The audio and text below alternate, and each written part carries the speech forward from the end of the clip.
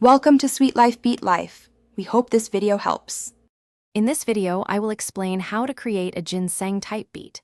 We'll dive into the core components that give these beats their distinctive feel, from intricate melodies to impactful drums. You'll learn practical steps to build your own tracks, focusing on sound selection, arrangement, and crucial post-production techniques. Get ready to unlock the secrets behind this popular and energetic style of music production. The melody is the heart of a ginseng type beat. Begin with synth chords, layering them to create a full, vibrant sound.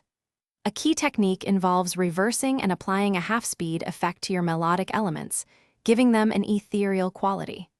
Don't forget to pitch up your sounds and experiment with plugins like Grossbeat or Shaperbox for those signature, chopped, and virtual textures. Next, let's build the rhythmic backbone. Ginseng-type beats feature punchy drums, often with unique snares and straightforward clap patterns. Craft dynamic hi-hat patterns using triplets and rolls to add movement and energy.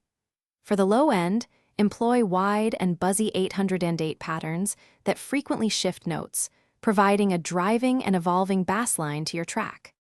Finally, let's refine your beat with essential mixing and mastering.